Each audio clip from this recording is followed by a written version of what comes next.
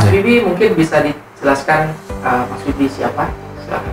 Saya siapa? Nama saya Rahmat Wibisono. Saya Executive Director dari Financial Analysis Vertical Quantum, sama dosen di Fakultas Ekonomi Brawijaya. Baik, Mas Wibi, ini kan banyak anak-anak muda yang mulai berbisnis gitu. Sejauh mana literasi keuangan itu penting buat para pebisnis baru? Iya, pertanyaan yang harusnya memang saya pikir semua orang sebelum berbisnis basicnya adalah keuangan. Di samping apa yang mau dia bisniskan, kemudian bagaimana potensi pasarnya, bagaimana memasarkannya, dan bagaimana mengorganize itu supaya lancar. Namun yang nggak boleh dikesampingkan adalah keuangan, karena inti dari kenapa kita mau berbisnis adalah mendapatkan keuntungan. Selama keuntungan itu tidak bisa kita capai, berarti bisnis kita itu juga nggak menuju keberhasilan. Nah, untuk melihat ketercapaian keuangan itu, ketercapaian keuntungan itu, maka diperlukan sebuah sistematika yang membantu kita untuk bisa mengelola bisnis itu dengan baik, yaitu namanya keuangan. Nah, dalam mengurusi laporan keuangan itu kan kita akan mempelajari akuntansi, arus kas, dan lain-lain. Nah, kira-kira poin-poin besar apa yang harus kita pelajari? Ya,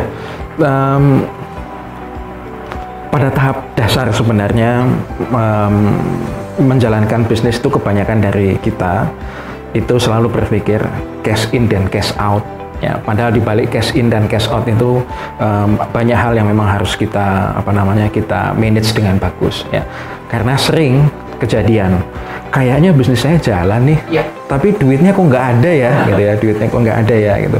Itu adalah salah satu bentuk kita tidak mampu mengelola cash dengan baik. Nah, tahap selanjutnya dari itu adalah bagaimana supaya kita bisa membangun laporan keuangan yang kredibel, berdasarkan prinsip-prinsip akuntansi yang jelas dan baik. Nah, untuk itu pengalaman yang saya lihat di kehidupan sehari-hari, banyak pengusaha terutama di tahap-tahap awal itu memang tidak menggunakan laporan keuangan untuk memanage bisnisnya. Apakah itu tidak baik ya? Dalam konteks saya melihat selama perusahaannya atau bisnisnya masih bisa berjalan, saya pikir ya nggak apa-apa, jalankan saja.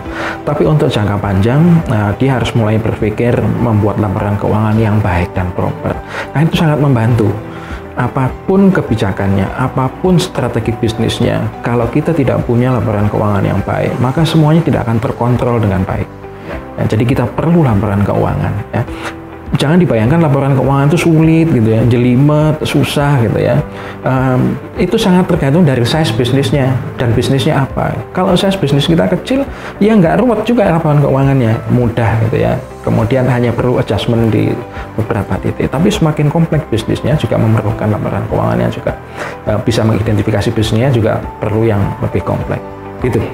Nah, kalau dalam konteks laporan akuntansi, Mas, elemennya tuh apa aja ya? Maksudnya ada laporan-laporan apa aja di dalam? Oke. Kebetulan saya bukan akuntan. Ya, justru saya sebenarnya ekonom gitu ya.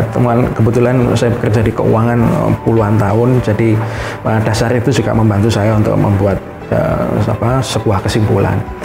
Yang pertama, untuk bisnis dia harus tahu posisi modalnya yang dia gunakan untuk meng-create aset itu berapa, dan tinggal berapa modal itu sekarang.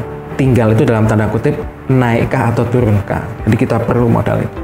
Yang kedua, kita perlu tahu nih posisi aset yang kita punya apa saja dan berapa nilainya. Apakah aset itu naik atau turun, atau nilainya menyusut, atau bahkan nilainya berkembang pesat sekali. Nah, bagi bisnis-bisnis yang punya relasi pinjam-meminjam, jangka pendek, jangka menengah, dan jangka panjang, perlu juga kita tahu yang namanya posisi kewajiban kita. Nah, semuanya itu tergambar dalam neraca. Jadi, apakah bisnis kita sepenuhnya dibiayai dengan modal kita atau equity financing, maka liability-nya nol gitu ya. Apakah join antara equity dan liability untuk membangun aset kita, ya maka tentunya akan ada laporan equity dan liability-nya. Nah, itu bisa kita lihat dalam neraca. Kemudian apa yang kita miliki dalam neraca, posisi yang ada dalam neraca itu adalah senjata ya atau alat yang kita gunakan untuk beroperasi. Dari situ kita bisa lihat efektivitasnya dari laporan yang kedua yang namanya laba rugi. Dari laporan laba rugi kita bisa lihat nih dari aset yang kita miliki, dari posisi utang yang ada, dari modal yang kita miliki, kita berhasil mencetak revenue berapa, penjualan berapa. Nah, kemudian dari situ kita bisa lihat juga apakah biaya-biaya yang kita keluarkan itu make sense atau tidak. Nah, dari dua hal yang saya sebutkan dalam laporan laba rugi tadi, kesimpulan akhirnya adalah yang biasa disebut sebagai bottom line, artinya berapa laba yang perusahaan ini peroleh. Nah, dari situ kita bisa lihat apakah nanti kita kembalikan lagi bagaimana posisi struktur neraca kita, apakah sudah sehat atau tidak, bisa dikembangkan atau tidak. Itu tahapan-tahapan selanjutnya bagi perusahaan-perusahaan yang ingin berkembang. Nah, setelah kita punya yang namanya laba rugi, penting untuk kita tahu laba ini uangnya ada nggak. Ya, jangan kita merasa laba tapi uang cashnya nggak ada. Nah, untuk mengidentifikasi itu kita perlu namanya laporan arus kas. Nah, laporan arus kas ini memberikan informasi bagi pemilik bisnis, uang cash saya dari laba yang saya hasilkan itu berapa. Bisa jadi uang cash saya lebih gede dari laba yang saya hasilkan. Gitu. Kok bisa? Ya karena ada penjualan aset tetap misalnya. Nah, atau bahkan sebaliknya, uang cash saya di tahun berikutnya justru lebih sedikit dari laba yang saya hasilkan. Kenapa? Karena ada biaya-biaya yang harus saya bayarkan gitu. Misalnya biaya-biaya yang harus dibayar di muka atau pengeluaran investasi, capex dan lain sebagainya. Itu membuat cash-nya mengecil. Nah, dari struktur tadi juga ada satu lagi tambahan laporan yang namanya perubahan modal. Itu menunjukkan apakah usaha yang kita bangun ini maju atau tidak. Perusahaan yang maju itu tergambar dari struktur modalnya yang meningkat dari tahun ke tahun. Kalau struktur modalnya turun, artinya perusahaannya nggak maju.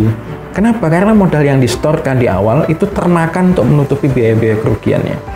Nah, sebaliknya kalau modalnya tumbuh, berarti kan labanya tumbuh, cash-nya tumbuh, setelah itu dijadikan, diimplementasikan atau digambarkan dari aset yang juga tumbuh. Nah, itu ciri dari perusahaan yang maju. Nah, kesimpulannya, betapa pentingnya gitu kalau setiap perusahaan punya yang namanya laporan keuangan. Perusahaan kecil juga bagus punya laporan keuangan karena lebih terstruktur, rapi, dan dia tahu arah kebijakannya, arah investasinya kemana, apa yang harus dilakukan. Bagi perusahaan besar lebih lagi penting karena di situ menyangkut berapa nilai perusahaan saya.